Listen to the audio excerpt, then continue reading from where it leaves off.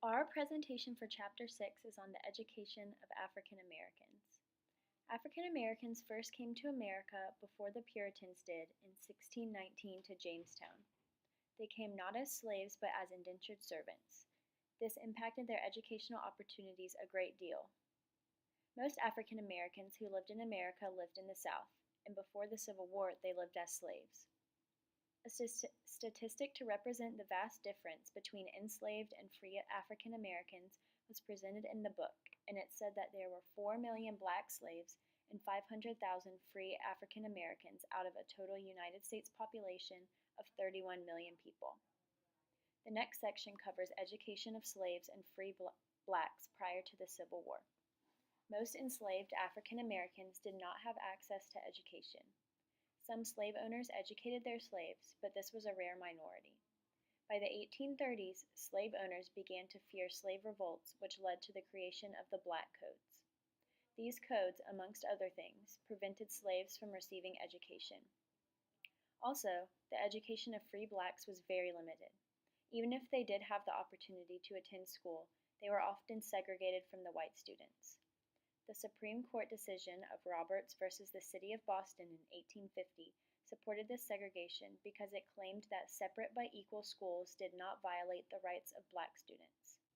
However, there were some schools put in place by various groups to help teach the children of freed slaves.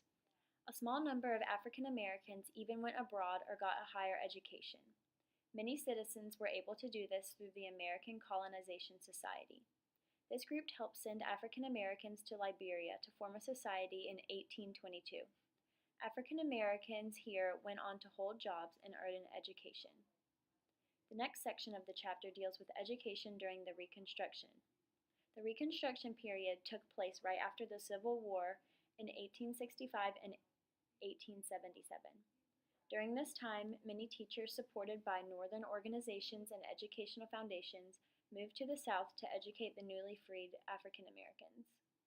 The first of these educational foundations was the Peabody Fund for the Advancement of Negro Education in the South, which later merged with the Slater Fund. There were many more of these educational foundations set up during this time to help advance the schooling of African Americans. The Freedmen's Bureau also affected the education of African Americans during the Reconstruction period. This bureau established more than 3,000 schools, which followed the New England Common School model.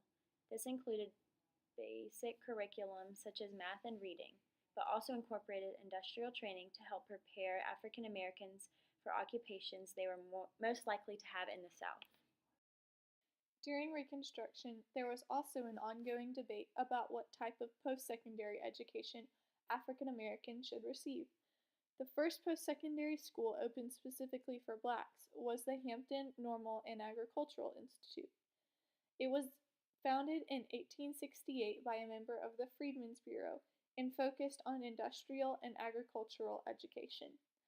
While a student at this school, Booker T. Washington formulated his ideas on what higher education should look like. He believed that the foundation should be on labor and practical skills rather than academics, so that blacks could prove their self-sufficiency to America. W.E.B. Du Bois had a problem with Washington's ideas.